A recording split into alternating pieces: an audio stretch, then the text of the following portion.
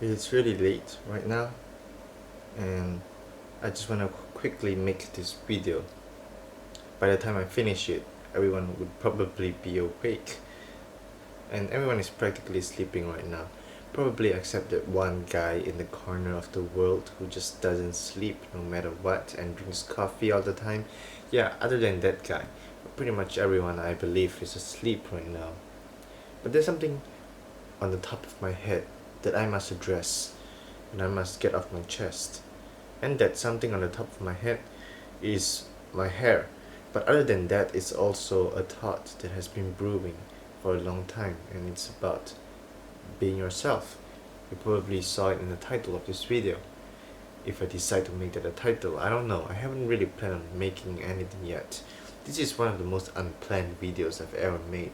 There's no script, there's nothing, there's no bullet points or anything. There's no plan whatsoever with this video. Not that my usual videos have scripts either. Most of my videos are unscripted. But usually I kind of know where I'm going with these videos. I know what I'm gonna talk about. But I really don't know where this video is gonna go. I don't know where this conversation is gonna go.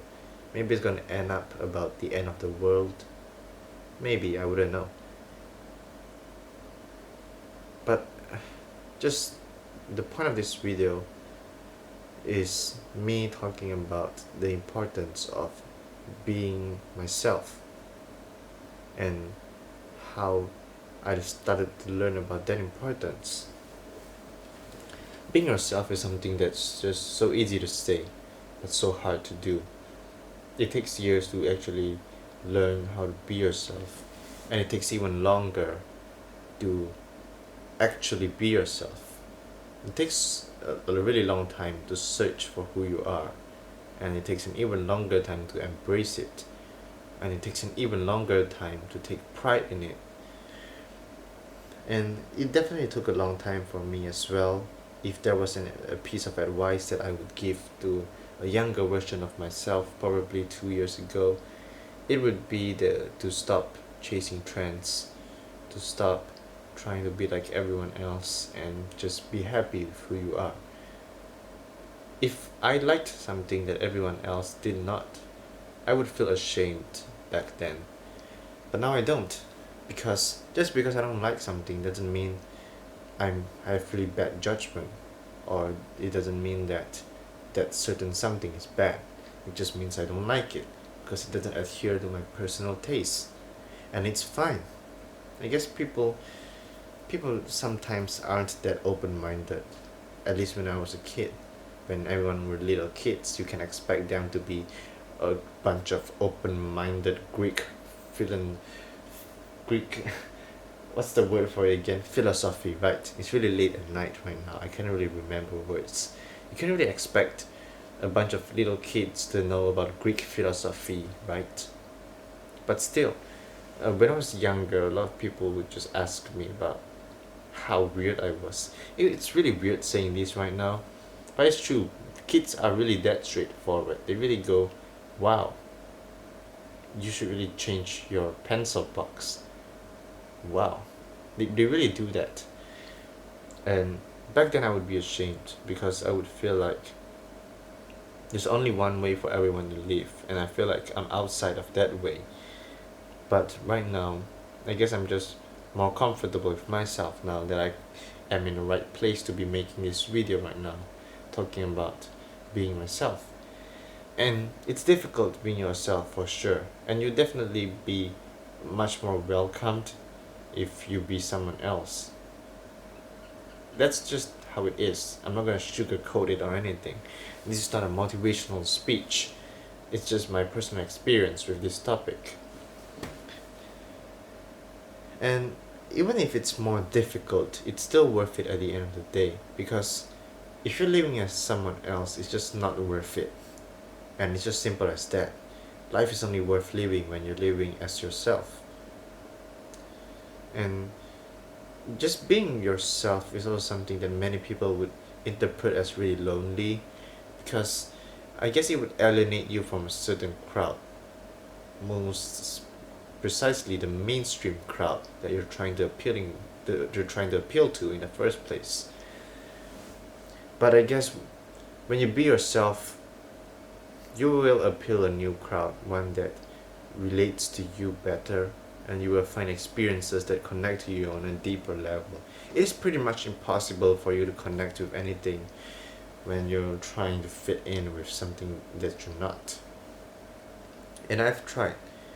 I mean, 2 years ago, me 2 years ago, would really try anything to be cool, quote unquote cool, which is just a word that's created by a bunch of people who belong to the majority.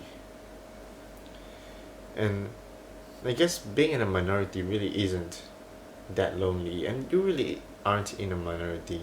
I guess people have to understand that even if you are yourself, there are still plenty of people out there that are just like you.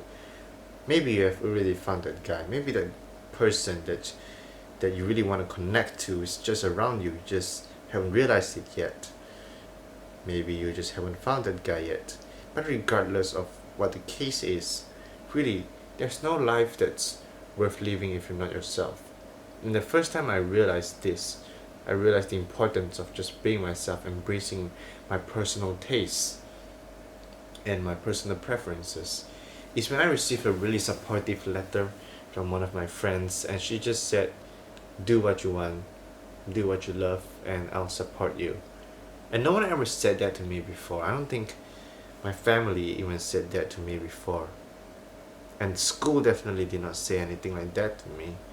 Most teachers, I mean, there's probably one or two teachers that were actually nice to me. But for the most part, I have a pretty bad experience with teachers, and usually they treat me pretty badly. But it's not just me. They usually a lot of the students in my circle, my friends, are treated pretty badly by some of the teachers just because they don't get really good results. I mean, school is an institution that's really focused on results. And when you're not good at the particular subjects, you really feel inferior very easily in that environment when you're surrounded by so many people that are so much smarter than you in all these other fields. But then again, everyone is born differently, and school is just forcing everyone to study the same things by ignoring the fact that everyone is different. And you can make up all sorts of weird excuses like it's just more of a test of personality, it's a place to grow. Those excuses don't really work in any way. To me, it's just a place that kills individuality. But let's get back on track here. So, I received a really supportive letter from my friend, and that letter is about doing what you love, and it really had a huge impact on me that lasts even till this day. And that's my first introduction to the importance of being myself. And after being myself, I guess I start to spend more time and energy and money in the stuff that I love rather than the stuff that I think everyone else loves and I should be obligated to love as well. And I started living, I guess, a life that I am more satisfied with. Not all of us are fortunate enough to live the lives that we want to live, of course, but I guess deep down we can still retain a version of ourselves that is true to our own hearts. I guess that's just the central message of this video.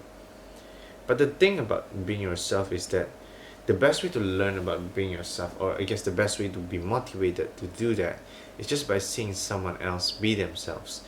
And there's a huge list of content creators like the Angry Video Game Nerd, or Nitro Red, or Andre the Black Nerd. All these people who really express themselves through the internet, through YouTube. And these people really show me what it means to really be yourself, to really take pride in what you love. Sure, you could love something and everyone else in the world hates it, but that doesn't mean you have to change your opinion to suit everyone else. You could still love something that everyone else hates. And if everyone else loves something, you could still hate it. It's totally fine because it's all just personal preference at the end of the day when it comes to entertainment and the consumption of art. I guess when it comes to this kind of stuff, a lot of people just tend to stick with what's popular at the time. I understand why people do that. It's because they just treat it more as something that they could discuss with their friends. But it's more than that, I guess. When you open up yourself to the stuff that you prefer rather than the stuff that are popular, you also open up yourself to experiences that are very unique to yourself and almost tailor-made to your personal experience. Because the fact is, everyone is different. Everyone has different backgrounds and different personal lives, different personality traits. And it's just impossible for everyone to love the same thing. So let's end this video with me saying that I don't like mystery stories because I feel like they deliberately hide information. And I don't like disaster movies because I don't think disasters are really all that interesting when you compare it to something like an alien invasion. I don't like stealth video games because I like to go to people's faces up front and shoot a shotgun in their faces because that's so much more satisfying. I don't like slower story driven video games unless the story is really good, but for the most part I don't like those kind of stuff. I like games that get straight to the point. Oh my god, the dogs are barking. The dogs are not yet asleep. So yeah, I guess those dogs are part of company with me right now. Thank you, dogs, for being awake with me right now. It's really late at night, but I still thank you for that. Anyway, what was I talking about again? Was I talking about cornflakes with milk? Oh wait, no, I'm talking about right, I'm talking about being myself. That's what this whole video has been about. And I really liked movies about upper class high school teenage girls. I really like hyper violent movies that completely abandon any sense of realism. I really like sex comedies, and I'm not gonna apologize. I'm not gonna feel ashamed for all of this stuff that I love, especially sex comedies. I love sex comedies. I'm not gonna apologize for that. They are tasteless, disgusting. I don't care. I love them. It's just who I am, and I take pride in it. And you should too. If everyone in this world just was a little bit more of themselves, this world would be such a diverse place, such a colorful place with so many differing opinions. I guess if you're someone who's more similar with everyone else, you would be more welcomed. But even if it's that case, and even if you're more like everyone else and you're more famous, just because you're more famous doesn't mean you're more worth knowing. And I guess that's the kind of message I want to get across with this video, to not strive for being famous, but instead strive to be someone who is worth knowing, someone whose opinions differ and actually offer something different. But even if your opinions are the same as everyone else, it's fine as long as it's because that's who you are, not because that's who you think you're supposed to be. The world would just be such a boring place if everyone else was just someone else.